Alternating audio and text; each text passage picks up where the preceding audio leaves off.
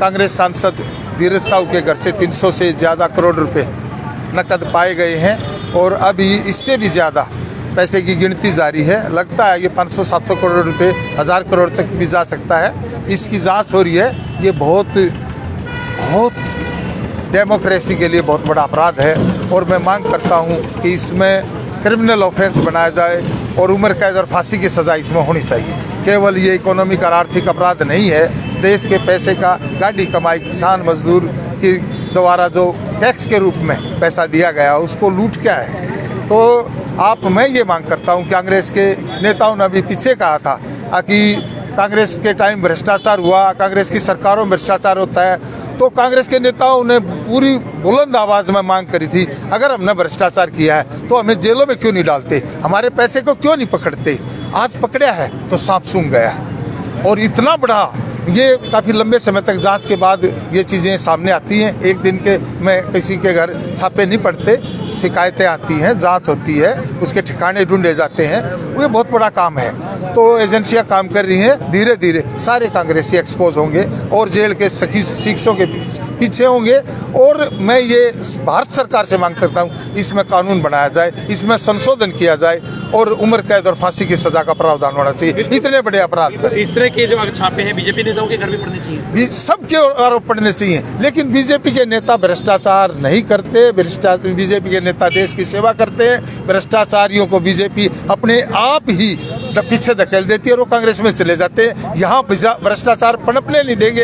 अमित शाह, मोदी जी, मनोहर लाल खट्टर जी की सरकार भ्रष्टाचार नहीं होने देगी। मोदी जैसे के खिलाफ कार्रवाई अभी तक नहीं, भ्रष्टाचार के आरोप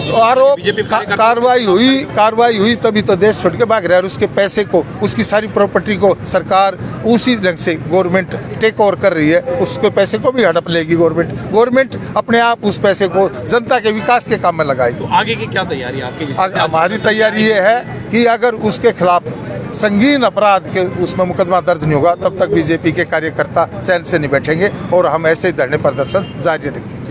क्या नाम? मैं राजरानी शर्मा, महिला मोर्चा प्रदेश कार्यकारिणी सदस्य और रोहतक महिला मोर्चे की विधानसभा की प्रभारी। आज किस मांग को लेकर यहाँ पर धरना बदला?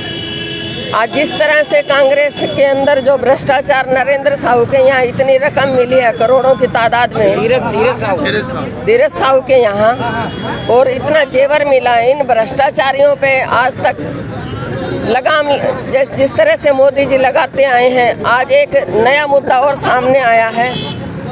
धीरज साहू जेल के अंदर होना चाहिए और ऐसे भ्रष्टाचारियों पर लगाम कसनी चाहिए। जितने भी कांग्रेस के भ्रष्ट नेता हैं उन सबको जेल के अंदर डालें। हमारी महिला मोर्चे की तरफ से यही मांग है, ताकि भ्रष्टाचारियों को पता लगे कि देश का पैसा देश के काम आता है और देश के अंदर ही लगना चाहिए और ये भ्रष्टाचार खत्म होना चाहिए। जब से हमारे नरेंद्र मोदी जी बने हैं तब से 2014 से लेकर वो ये कसम खा कर आए थे कि भारत माता की हमेशा शान बनाए रखूंगा और देश नहीं झुकने दूंगा, ये देश नहीं मिटने दूंगा। इस कार्य को लेकर सबका साथ सबका विकास लेकर के चल रहे हैं।